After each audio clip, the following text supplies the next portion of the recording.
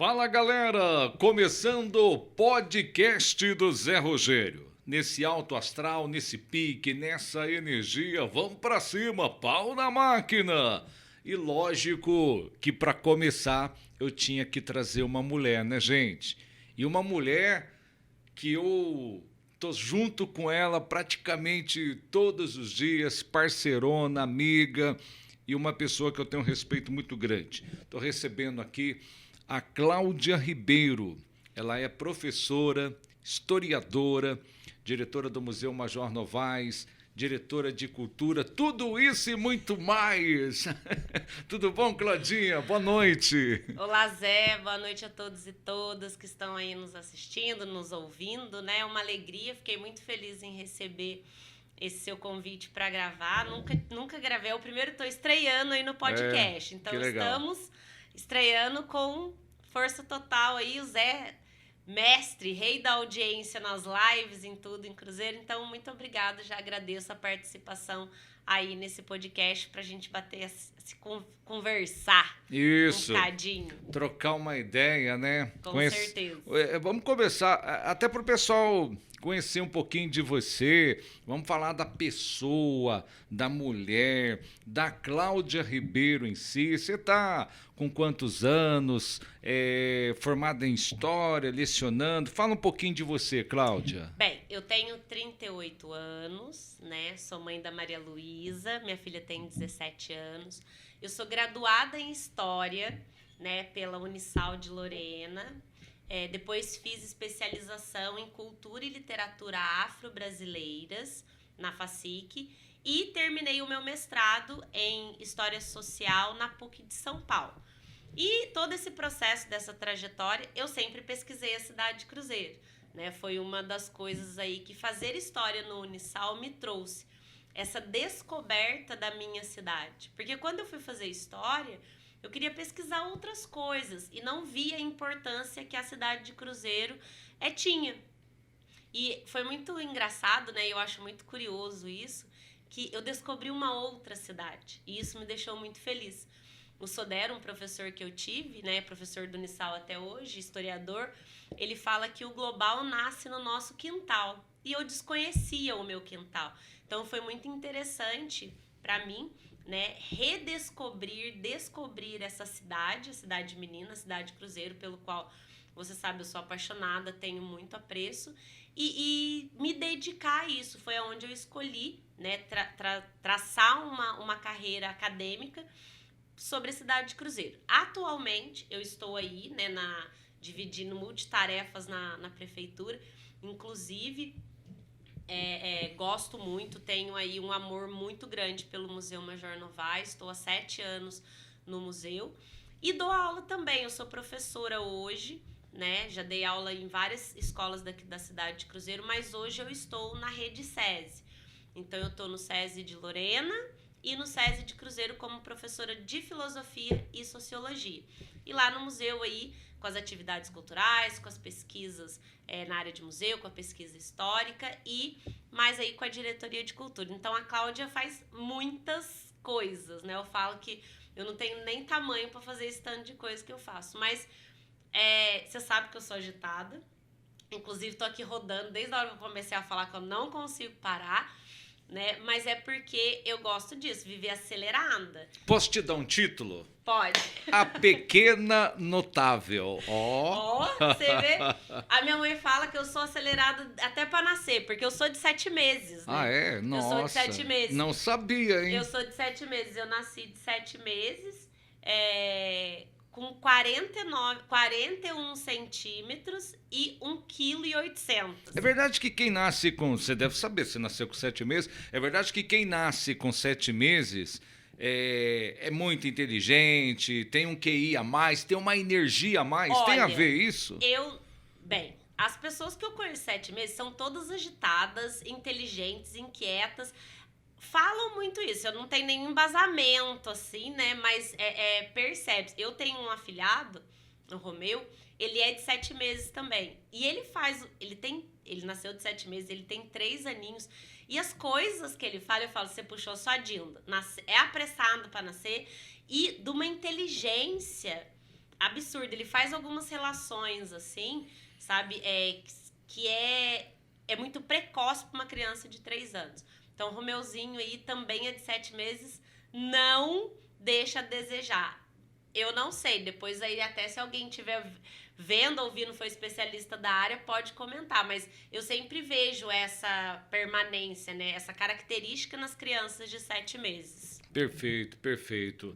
Ô, Cláudia, para ser professor de história, professora de história, você acha que tem um pouco de dom, de vocação? De repente, quando você estava lá no ensino fundamental ou no ensino médio propriamente dito, antigamente do nosso tempo, né, galera? No meu tempo, né? Era colegial, a gente falava primeiro colegial, segundo colegial, mas a partir da quinta série a gente já tinha aula de história também, né? Sexta, sétima, oitava série. Hoje mudou tudo, né? Mas naquela época eu lembro das minhas professoras de história, eu sempre tirava notas boas de história, em contrapartida eu era um fracasso, matemática, física, química, que horror, entendeu? Não dava eu. Mas no seu caso, você também sempre tirou notas boas de história e não era lá aquela aluna para tirar nota boa também na área de matemática, física? Ô Zé, eu vou te contar uma coisa, não sei nem se você sabe. Os meus alunos sabem, se estão assistindo, eles sabem essa história. Eu fiz eletrotécnica, eu sou técnica em eletrotécnica, estudei lá no Colégio São Miguel, em Passa Quatro. E eu queria ser engenheira. Eu queria fazer engenharia de controle. Eu queria fazer engenharia de controle e automação. Eu adorava, sempre Então, gostei. Você mandava bem nas duas, então. Eu sempre gostei de matemática, etc e tal. Eu descobri que eu queria fazer história, só que eu sempre gostei da área de humanas. Né? Eu estudava lá no São Miguel, eu ia para a sala de artesanato com o Aníbal, que era um dos maiores professores que eu tive na vida, que era meu professor de português. Então, estava lá sempre envolvido com teatro, artesanato, sabe? Da área da arte, da cultura. E eu sempre gostei o professor que eu tive no São Miguel, o Paulão, de história, era maravilhoso. Sempre amei a disciplina, mas também sempre gostei de exatas. Eu descobri que eu queria não fazer engenharia, né? Que eu queria fazer história, quando eu fui fazer um curso para livros de vestibular da Unicamp. Que a minha prima estava fazendo um cursinho pré-vestibular, falou assim, Cláudia, abriu...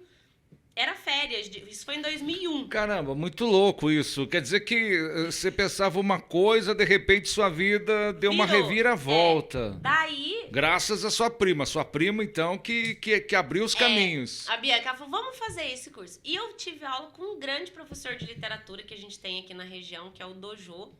É um professor de literatura, ele é dono de um colégio lá em Lorena. E ele veio a hora que ele começou a falar... E ele trazendo toda aquela parte, né, aquele contexto histórico. Eu fiquei alucinada. Eu saí, foi um mês, eu acho, o curso, né? 4 sábados. Eu terminei o curso, eu falei assim, gente, eu não quero fazer engenharia. Não quero fazer história. Pois é. E eu fui fazer um teste vocacional na época, me matriculei no cursinho pré-vestibular e eles tinham lá todo um processo de assessoria, né? Para os vestibulandos, e eu fiz o teste vocacional, e deu história e jornalismo. Olha só, que muito louco. Foi onde eu falei assim, eu vou fazer história. Só que quando, eu sempre gostei de história. E você estava com quantos anos já? Isso eu estava com 17 anos, já tinha acabado o ensino médio. Só que assim, eu sempre gostei de ler, né? Livro de literatura, revista...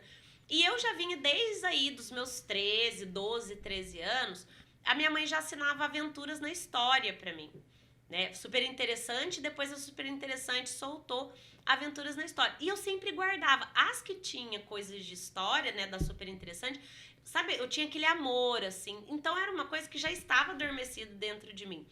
Quando eu fiz esse curso, eu falei assim, eu vou fazer história. Meu pai não queria, meus 2 irmãos são engenheiros, o do meio e o caçula.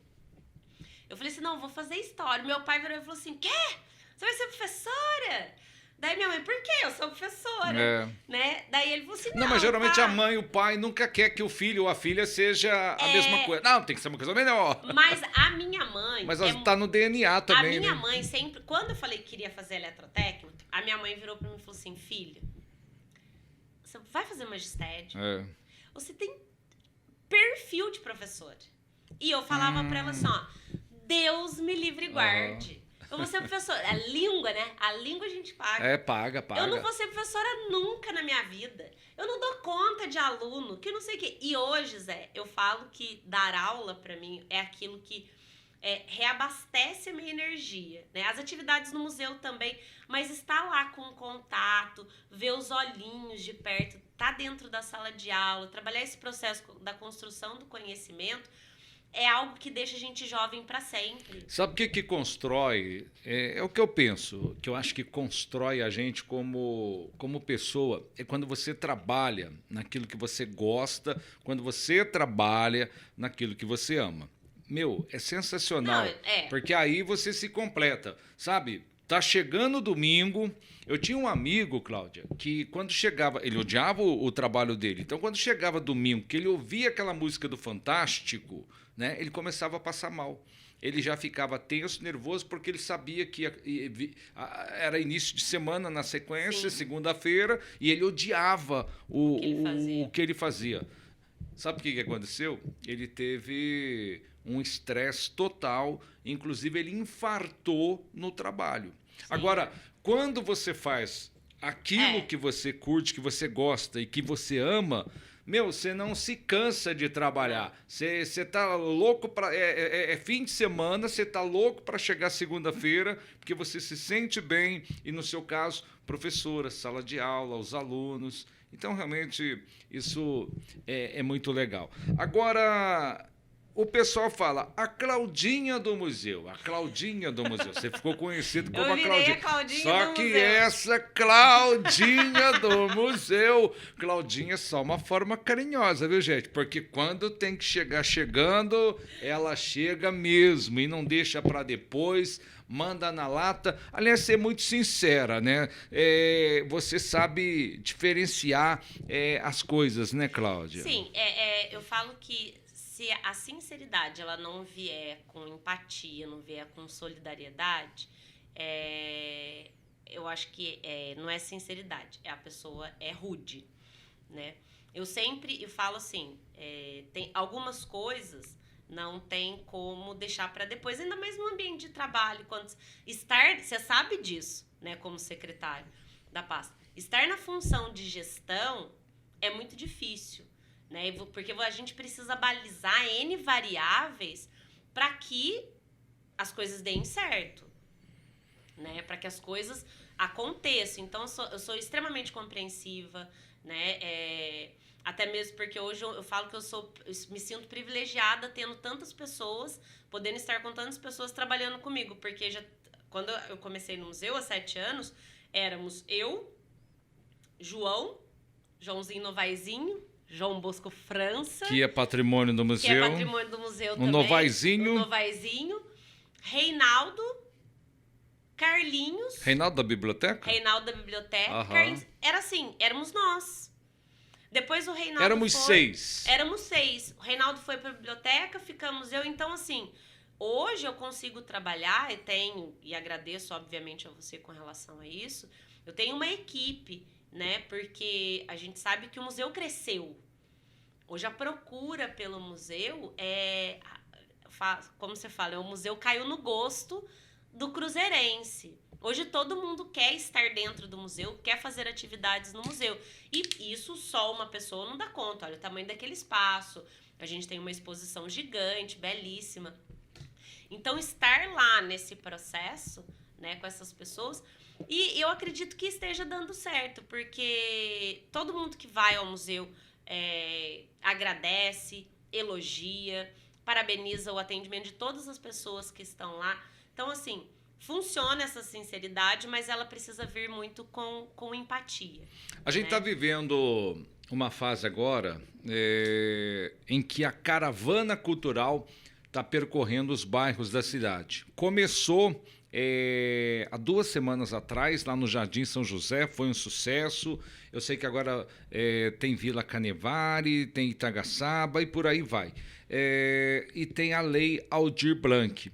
Ô, Cláudio, o que é a Lei Aldir Blanc e o que é a caravana cultural? Bem, a Lei Aldir Blanc, ela foi, né, um recurso que foi aprovado, né, pelo Senado, pelo Congresso Nacional, foi sancionado pelo presidente. É um projeto de lei feito pela Benedita da Silva, que é uma deputada do Rio de Janeiro, do PT. Ela empenhou muito a luta e vários partidos apoiaram essa proposta, que é a lei emergencial, o auxílio emergencial para a classe artística, para a cultura. Todos os municípios do Brasil receberam esse recurso. Todos, sem exceção. Mas uma dor de cabeça para montar isso, né? Então, Nossa. só que o que acontece? Tem gente até hoje que não deu conta de fazer isso ano passado. O dinheiro voltou, agora o dinheiro voltou de novo para a cidade e está fazendo esse ano. Nós, o ano passado, né, quando recebemos essa questão, e você e o Thales me colocaram à frente dessa... De fazer toda essa questão da divisão do recurso, etc e tal, e eu tive o apoio incondicional e restrito do Conselho de Cultura, principalmente do presidente do Conselho de Cultura, que é o meu amigo pessoal, que é o Alisson Mendes, né? Nós nos empenhamos porque no processo de mapeamento a gente sabia que a classe artística da cidade estava passando necessidade. Então era mais que urgente que a gente se apressasse, que a gente fizesse tudo com muito carinho e rápido para que esse dinheiro que chegou na cidade chegasse até eles. Né? Então aí nós fomos... e a gente foi rápido mesmo. Foi sim, foi sim.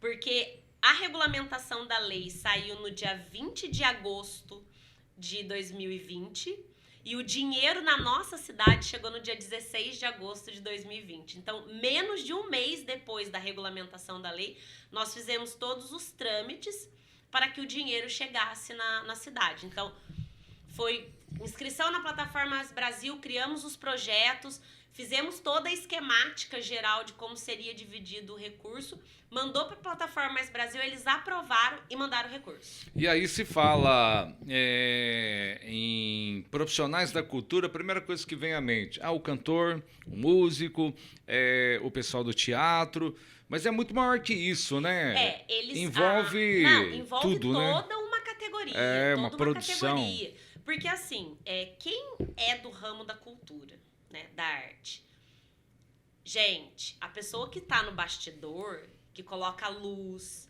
né, que mexe no som, que traz a infraestrutura, ela também é um profissional da cultura. O palco. O palco, sabe, o sonoplasta, o iluminador, a pessoa que coloca lá a tenda pro evento. Toda essa questão de infraestrutura, eles também entram como profissional da cultura. Não é só o cantor, não é só o ator, não é só o bailarino.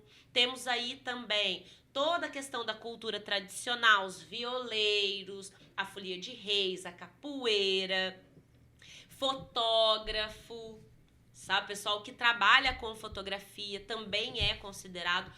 Veio num dos anexos da Aldir Blanc uma lista, né, de quem poderia e quem não poderia receber esse recurso. E você sabe que eu sou criteriosa, nós seguimos à risca aquilo que estava lá. Sim. Né? Então, daí dentro desse processo, parte do recurso ficou para o inciso 2º, que a gente fala que são as microempresas, as empresas e espaços culturais, e o inciso 3º, que são os editais, os prêmios. A gente montou um projeto, que esse é o diferencial da nossa cidade, sabe? Foi esse um diferencial que eu e o Alisson pensamos. Porque vai fazer um edital, mas a gente pode fazer mais que isso. Pode fazer mais do que a distribuição. Foi quando a gente pensou da Caravana Cultural de Cruzeiro, para percorrer os bairros, levando a atividade cultural para os bairros, porque a gente tem instrumentos culturais mais na região central do nosso município. E as nossas regiões periféricas, os bairros, eles são carentes disso. Então, por que não? E eu falo sem, assim, pudor, que eu acho que o que é bom a gente precisa copiar.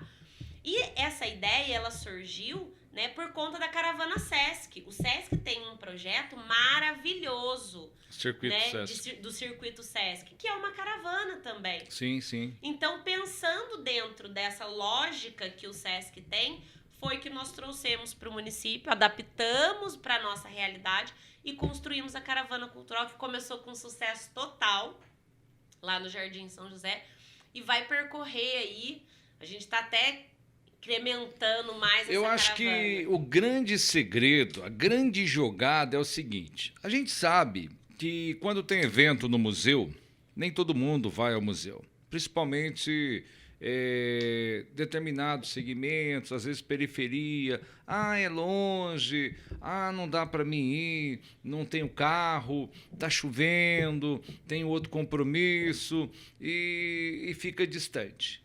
Mesma coisa, Teatro Capitólio. Nem todo mundo vai ao teatro. Às vezes também a pessoa não tem recurso, no caso do teatro, não consegue nem adquirir um ingresso.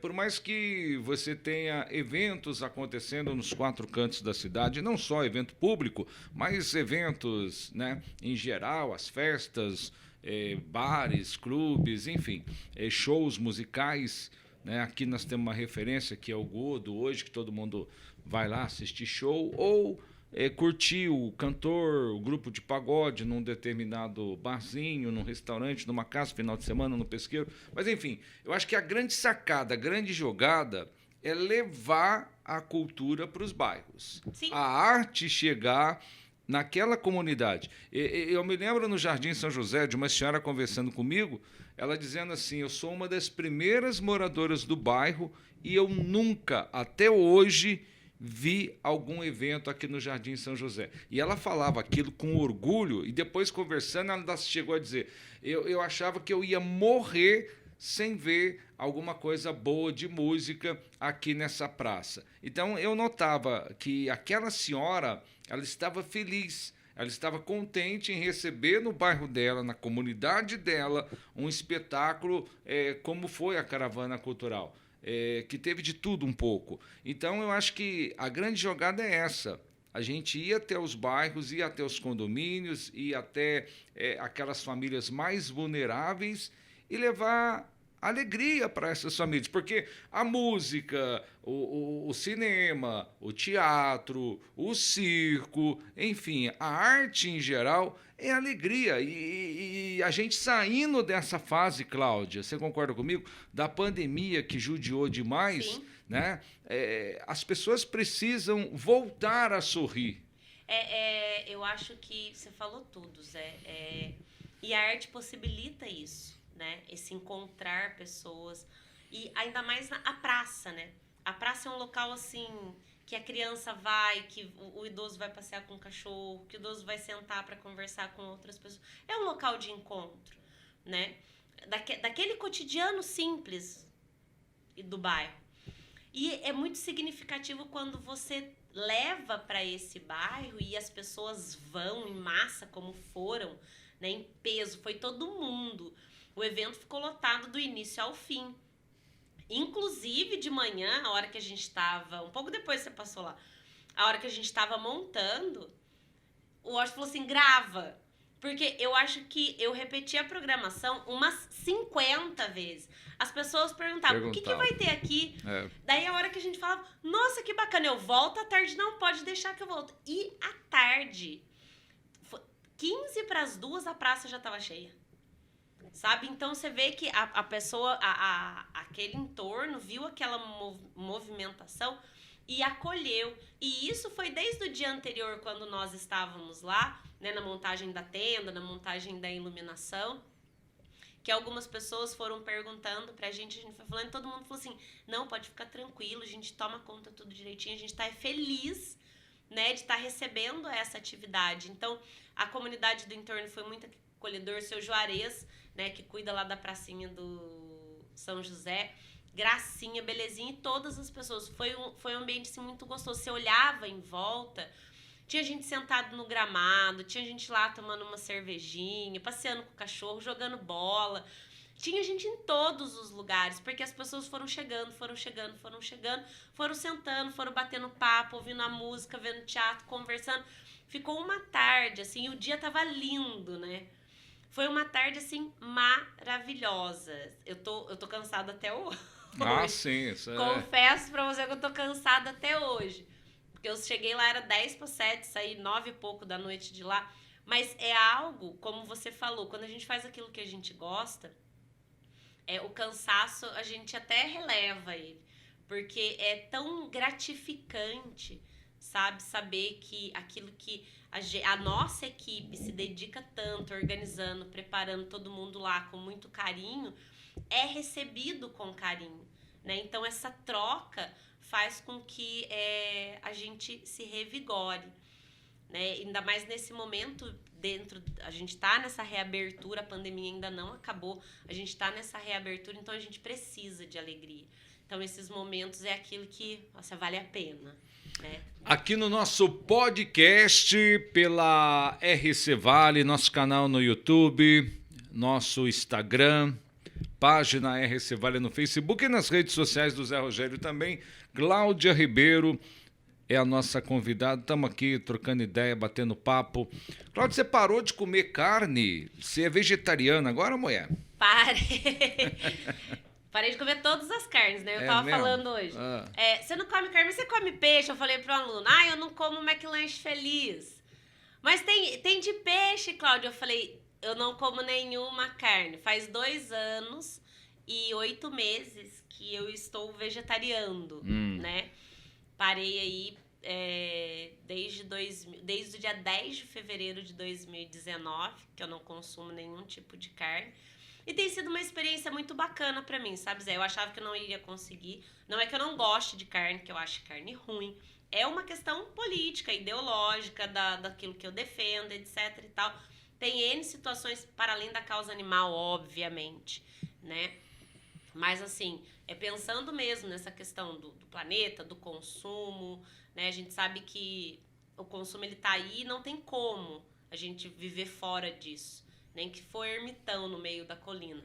Mas todas as ações que a gente pode fazer para diminuir esse consumo desenfreado, essa lógica consumista que a gente vive é muito importante. Tá, mas e aí? Sua mãe, se fizer churrasco na sua casa, ela já sabe que você não come carne, ela vai criar uma alternativa. E quando as pessoas chegam, vai ter um churrasco, vai ter um aniversário, como é que você faz? Você leva a comida? Levo. Ou o pessoal já sabe também, não, conversa, e assim, as pessoas também já falam assim, e é muito engraçado, porque quando a gente para de comer carne, você cria uma outra relação pra comida, e isso acaba contagiando. A minha família é extremamente carnista. O meu avô era açougueiro. Né? Minha mãe conhece carne. Ela pega um pedaço de carne e fala assim, isso daqui eu não sei o que é da palheta lá, do lombo. Pra mim é só um pedaço de carne. Perfeito. Mas ela consegue identificar, porque meu avô fazia linguiça, salame, inclusive vendia na feira. Era maravilhoso. Só que eu parei de comer carne, daí todo mundo fica naquela tensão. E agora, o que essa pessoa vai comer? Só que a gente descobriu que dá pra fazer tantas outras coisas na churrasqueira. A gente faz saladas maravilhosas, cebola. Daí, o que a gente faz em casa quando vai ter churrasco? Primeiro, vai pra churrasqueira os legumes, os pães, pra gente fazer a salada. Faz vinagrete de rúcula, o pãozinho lá. E assim, às vezes, eu acabo saindo prejudicada. Porque as pessoas comem a minha comida e a delas. Porque fica muito gostoso. Porque você vai pensando, né? Inventando. É uma alquimia a cozinha. Confesso que não sou eu que cozinho na minha casa, né? Minha mãe cozinha e quem pilota, né? As comidinhas na minha casa, que moramos eu e minha filha, é minha filha. Né? Ela adora. Inclusive, ontem fez uma coxinha vegetariana, Zé Rogério, com carne de jaca. Gente, maravilhosa. E eu adoro isso mesmo. Eu dou um super apoio. Mas é essa situação. Você leva a sua comida. O que você vai levar? Levo isso. Então, vamos colocar antes para não colocar na mesma cervejinha você toma. Lógico, né, Zé? Mas o cigarrinho não parou ainda. Mas o cigarrinho não parei. Precisa também parar com o cigarrinho. Então, todo mundo fala assim, não entendo, você não come carne e fuma. Eu falo assim, gente, uma coisa de cada vez, não dá pra tirar tudo ao mesmo tempo. Vamos devagar, é um processo, né? E vem cá, você curte tato, né? A gente percebe isso claramente, né? Como é que você vê isso? Eu comecei a fazer tatuagens, eu tinha 27 anos. Faz bastante tempo aí que eu tô num processo. Eu tenho as costas fechadas e o braço fechado. Eu gosto muito de tatuagem. Eu acho. Eu não sou uma pessoa que usa anel, brinco, né? Eu não gosto muito disso, até mesmo porque eu não posso usar isso, que me dá. Eu tenho muita reação alérgica, né? Tudo, praticamente. Então, eu optei a fazer tatuagem. Então, é um adereço que eu tenho. É a forma como eu me identifico. E as minhas tatuagens, elas são muito assim, minhas, sabe? Então eu tatuo frases de poemas que eu gosto, poemas que eu escrevo, né? Eu tenho aqui no meu braço o Dom Quixote, que é um dos personagens da literatura, né, do Miguel de Cervantes, que eu mais tenho apreço. E aqui dentro eu tenho uma frase dele que é muito Cláudia, né? Que ele fala assim: mudar o mundo, meu amigo Sancho, não é loucura, não é utopia, é justiça. E você sabe que eu sou muito assim. Bacana, né? eu curto isso. Eu tenho essa, eu sou uma pessoa que eu tenho muitas questões ideológicas enraigadas. E eu vou perguntar né, um pouquinho, firmes. vou perguntar um pouquinho disso para você já já, mas essa sua paixão pela literatura, né? Esse ano ainda vai ter Flick lá no museu também, a Feira Literária, que é um grande sucesso, vai ser de novo, não tenho dúvida. Você já pensou em escrever um livro? Passa pela sua cabeça ou de repente você está escrevendo, está quietinha? Então, a minha dissertação de mestrado, ela foi publicada, né? Aham. Já escrevi um livro. Você Eu já passei, escreveu. eu já passei por todo. Diz que a pessoa, para ser um homem ou uma mulher, ela precisa ter um filho, publicar um livro e plantar uma árvore, né? Já cumpri essas Você já três fez, etapas. você já fez tudo Essas isso. 3 etapas. Mas eu pretendo, né, escrever mais sobre Cruzeiro. Eu quero publicar mais A sobre história de Cruzeiro. Cruzeiro. Sobre a história de Cruzeiro. É que agora, sim, a gente acaba não tendo tempo, né, Zé? Aliás, Porque- tem uma polêmica aqui, vamos tocar nesse assunto. Nós estamos dia 2 de outubro, comemorando o aniversário da cidade. Aí a nossa professora querendo fazer um discurso, preparando um texto, dizer que não é 2 de outubro, aniversário de Cruzeiro. E eu falo para ela, pelo amor de Deus, Cláudia, você discute, você briga, vai lá na Câmara, muda a lei, faz o que tem que ser feito, mas no dia 2, não. Vai estar todo mundo aqui, aniversário de Cruzeiro, vai levantar uma discussão. Mas é importante a gente falar disso também. Então, dia 2 de outubro não é o aniversário de Cruzeiro? porque assim, o que a gente precisa entender, né? A história, ela é feita de movimentos, tá? De rupturas, de continuidades, permanências. O 2 de outubro, ele traz... É uma data importante, mas não é a fundação, né? A primeira fundação que a cidade teve, e a gente também precisa entender porque o território, ele é maleável, né? O território, ele é constituído por marcas, por processos. A cidade de Cruzeiro, né, enquanto vila, ela nasce lá em 6 de março de 1871, com a fundação, né, da Nossa Senhora da Conceição do Cruzeiro. A Vila Nossa Senhora da Conceição. A Vila Nossa Senhora da Conceição do Cruzeiro, que é lá no Embaú. Só o que acontece? A estação ferroviária, ela muda essa lógica. E a gente precisa entender isso seguinte. Por que nasce nesse contexto lá? Né? Porque aquela região, ela era importante financeiramente. Ela tinha, porque isso vem, né, desde da questão do tropeirismo, da subida para as minas, sabe? Então tem uma história anterior a isso. Era um vilarejo que ganhou a alcunha de vila por conta do número de pessoas e infraestrutura. Só o que acontece? A estação ferroviária, ela é inaugurada. A nossa estação ferroviária que está aí, vai passar por um processo de restauro, vai ficar lindona também, né? E isso muda o eixo. Porque a ferrovia passava aqui, né? A ferrovia não passava lá. Uhum. Então, a gente precisa entender que aquela região, ela passa por um processo de decadência, fazendo que essa região, que se constitui em torno do povoado da estação, né? Que inclusive tinha até imprensa, chamado Povoado da Estação. Tem lá no museu, viu, gente? Se alguém tiver curiosidade para ler. É fantástico, já li. Começou a reerguer. O que acontece? essa localidade, ela ganha por conta de ser parada obrigatória de trem, ganha um destaque, fazendo com que a região do Embaú decaísse. Os tributos recolhidos aqui supera o do Embaú. O que todo mundo faz? Migra para cá. Sim. Migra para cá. Então, o que acontece no 2 de outubro? Não é o nascimento de Cruzeiro, mas sim a transferência da sede administrativa, que antes ficava no Embaú e agora fica na cidade de Cruzeiro. Só que já viu aquela história? Quem conta um conto aumenta um ponto. Isso foi construído no imaginário do cruzeirense por conta de uma situação, né, de projeto de lei. E eu tô me sentindo um aluno aqui, você é minha professora dando aula e ela já está começando eu já estou começando a aceitar que o dia 2 não é aniversário de Cruzeiro, com a belíssima aula da minha professora de História, Cláudia Ribeiro. É importante, Zé, eu entendo. Esses movimentos na cidade, porque o que acontece? Lá, estar à frente do museu me fez perceber que, como nós, cruzeirenses, somos carentes de conhecer a história da nossa cidade. Sim. A gente não conhece. A gente acha que o Dom Pedro dormiu. Aliás, a gente ouve cada coisa, gente. É muito fala engraçado. do Dom Pedro. Como é que é aquele negócio da jabuticaba que parece que cortaram lá um galho da jabuticabeira, levaram na estação? Todas essas situações é lenda urbana. Porque a gente não encontrou, né? O João, inclusive, que é nosso estagiário lá, o João Mota, lá do Museu de História.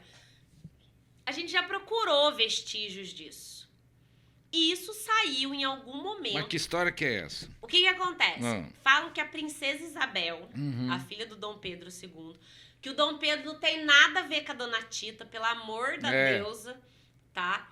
O Dom Pedro, ele era o imperador do Brasil. A Dona Tita era neta do Major Novaes. Porque a Dona Tita já virou amante do Dom Pedro, mulher do Major, senhor. Mulher do Major já ouvi muito. E já ouvi também essa história, Dom Pedro tinha um caso com a Dona Tita. Coitada da Dona Tita. Coitada da Dona Tita. Daí o que acontece? A princesa Isabel estava com vontade de chupar jabuticaba, mas ela queria jabuticaba colhida do pé. Ai, meu Deus. Daí disseram que... Mas é mais gostoso mesmo, concordo com ela. Não, sim, com certeza. Eu adoro jabuticaba, mas a jabuticaba... colhida no pé. No pé. Eu gosto de trepar mesmo no pé da jabuticaba e ficar lá chupando jabuticaba do pé. É mais saboroso, é mais gostosa a fruta. Conta que vamos voltar pra história. Ela tava com vontade disso, com coisa que tinha o WhatsApp na época pro povo saber, né? Pois é. Então, daí diz que ela tava com vontade e que o Major ficou sabendo que ela passaria por aqui de trem pra ir pra São Paulo e pediu, né, para algumas pessoas lá que estavam na condição de pessoas escravizadas na fazenda tirarem, né? Alguns falam que foi uma árvore, outros falam que foi um galho, mas enfim, a história é que que eles tiraram a jabuticaba e levaram até a janela da estação do trem para a princesa Isabel pegar uma jabuticaba. É pictórico, né? Olha. A gente não tem comprovação dessa lenda urbana. Né? Já procuramos vestígios, etc e tal. Igual, o Dom Pedro dormiu na Fazenda Boa Vista. Não dormiu na Fazenda Boa Vista. Todo mundo tira, foi a cama que o Dom Pedro dormiu? Eu fico até com remorso. Porque a hora que eu falo, não, ele não dormiu aqui. A pessoa fica frustrada, né? A pessoa fala assim, não acredito, gente. Me contaram isso a vida inteira. Eu sempre falei que o Dom Pedro tinha dormido nessa casa. Eu falei, então, não dormiu. E aquele negócio que todo mundo fala até hoje. Aqui no Museu Major Novaes à noite, a gente escuta pessoas andando aqui. O museu é mal assombrado, aquelas conversas, lenda urbana. Ô Zé, você já viu o fantasma lá no museu? Não, nunca vi. Eu também nunca vi. E olha que, no processo de inauguração, já teve vez da gente sair de lá 1h da manhã. Até mais. Até mais? Então, eu quando não sei. tem evento, né? Quando tem evento. Agora fica aquela questão. Ou os fantasmas gostam muito da gente, né? Ou eles gostam muito e não querem assombrar a gente para que a gente continue fazendo o que a gente está fazendo lá no museu. Ou não tem assombração, né? Como a gente não sabe não tá aí pra falar se existe ou se não existe, eu sou adepta de que eles gostam da gente e e não assombram a gente, porque querem que a gente continue o trabalho que a gente tá fazendo lá. Eu acho que é uma boa, não é? Opa, com Eu acho que é certeza. justificável.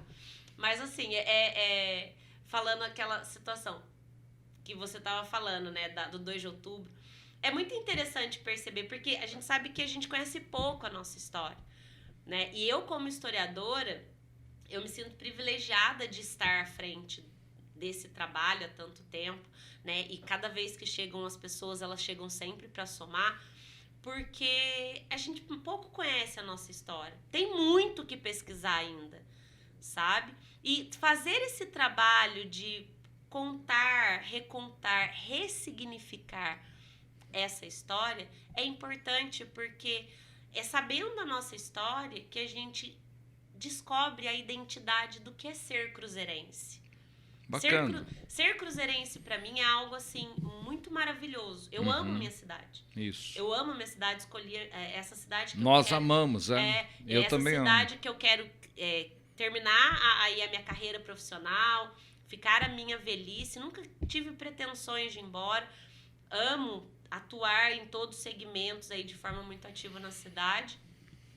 E quando a gente e como que a cidade ela ganha uma outra dimensão quando a gente conhece sobre a história dela. Então eu sou privilegiada em saber disso. Então é muito bom poder estar numa função que te permita isso.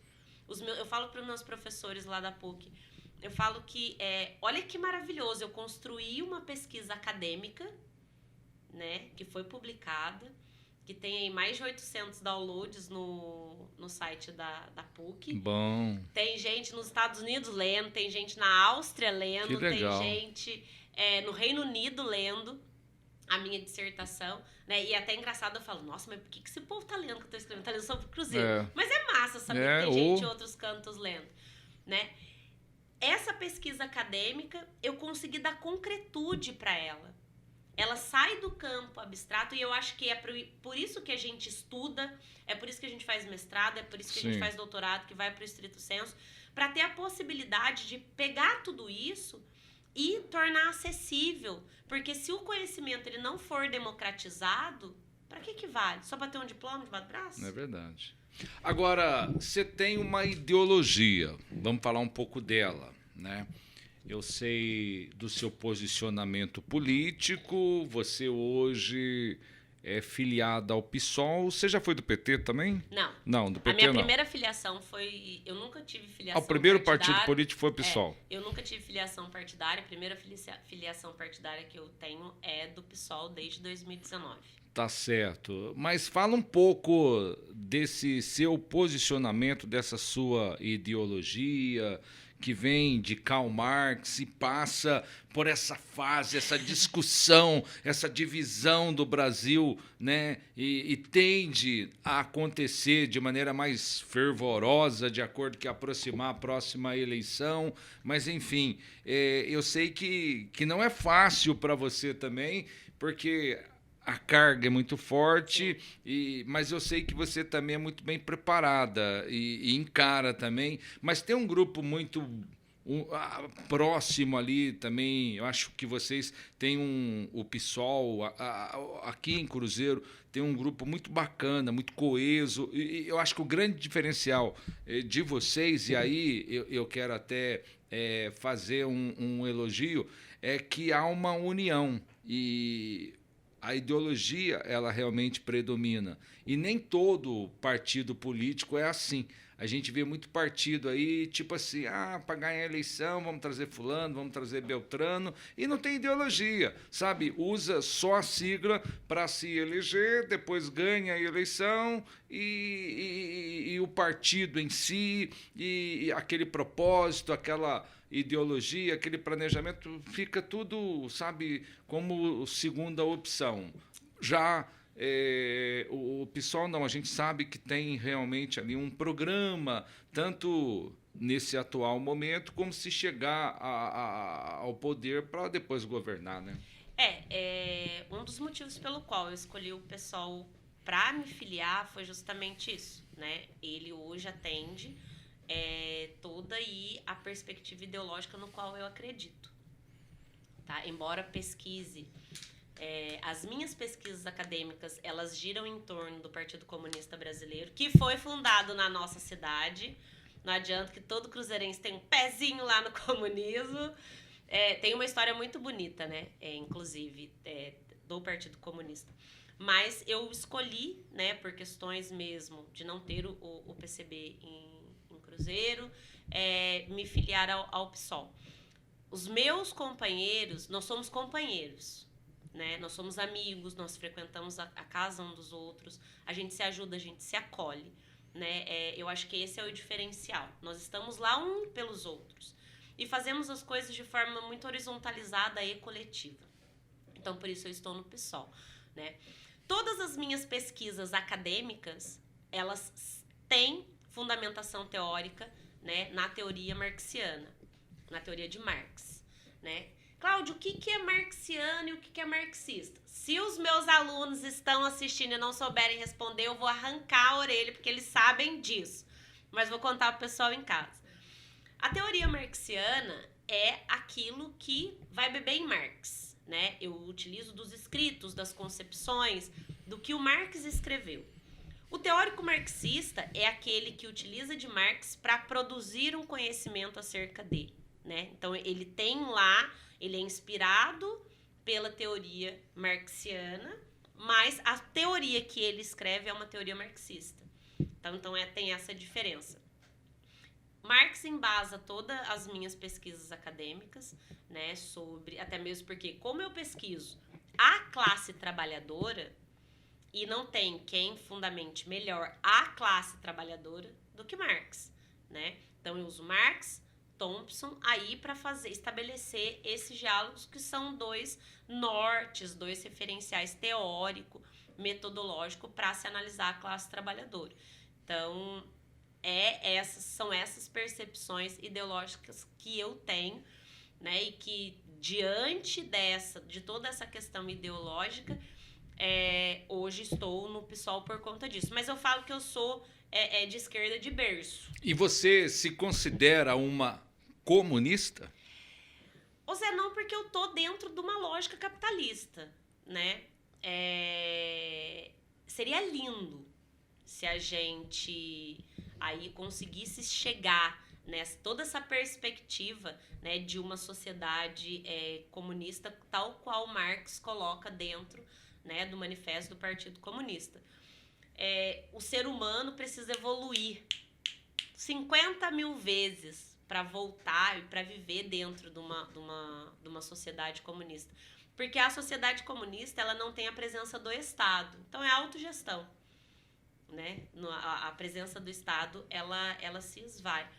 A Rosa de Luxemburgo fala que por que ser comunista? Né? Para que a gente viva numa sociedade no qual todos sejam iguais, humanamente diferentes e totalmente livres. Uhum. Então, é isso muito bacana. Eu ouço muitas pessoas falando assim, mas o comunismo não deu certo. O capitalismo deu certo. Tem gente no mundo que passa fome. E não é por falta de produção de alimento. O mundo produz hoje comida para matar a fome do mundo 6 vezes. A gente desperdiça por dia de comida o que as pessoas comeriam no mundo inteiro. Então, a desigualdade social e o acúmulo excessivo de riquezas, ele é muito triste. Que bom seria se todo mundo pudesse ter uma casa, se todo mundo pudesse ter um carro, se todo mundo pudesse ter comida em casa. Agora, explica uma coisa para mim. Entendi. Como o PSOL consegue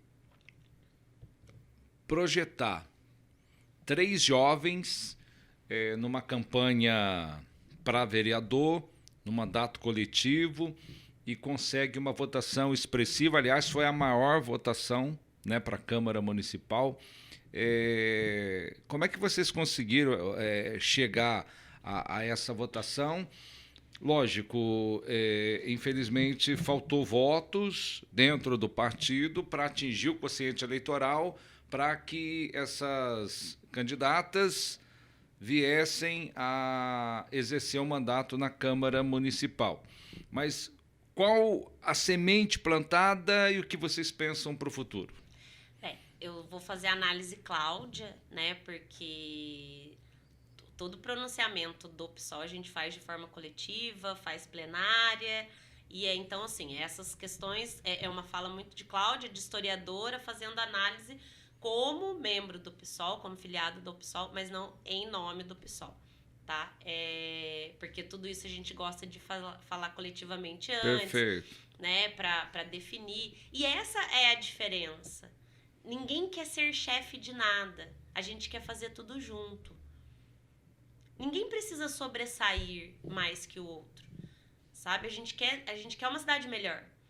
A gente quer que a nossa cidade tenha mais segurança, que a nossa cidade tenha mais cultura, que a nossa cidade tenha mais educação, que a nossa cidade consuma menos veneno, que a nossa cidade tenha agrofloresta, né? Que a nossa cidade aí consiga viver de uma forma mais sustentável, né? Mais verde, enfim.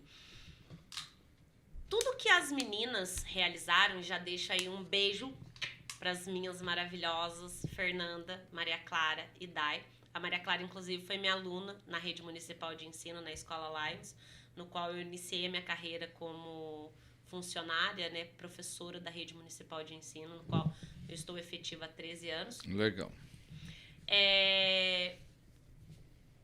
Primeiro, nós somos um partido que não temos dinheiro. E tudo que fizemos foi muito... Coisa boa também contamina, sabe, Zé? Ideias, ideais, também contaminam. Mas não de forma pejorativa, mas por transformação, por mudanças. Eu acredito que elas tiveram essa expressividade porque elas representam uma lacuna dentro do cenário eleitoral do município de Cruzeiro, que representam as pessoas que têm um pensamento jovem, que querem uma transformação. Fazendo uma análise política e historiográfica e sociológica dessas eleições, elas tendo 1.018 votos, representou que, para as próximas eleições e para todos que estão aí, a nossa cidade quer mudança. A nossa cidade solicita mudança.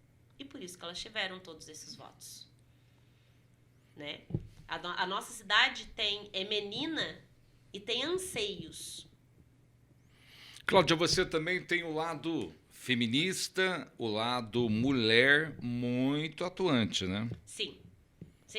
Primeiro que eu sou mulher, né? Como eu falei pra você lá, eu sou de esquerda de berço, né? Minha mãe é professora, meu pai era metalúrgico e sempre votaram nos partidos de esquerda, sempre apoiaram movimentos grevistas, sempre.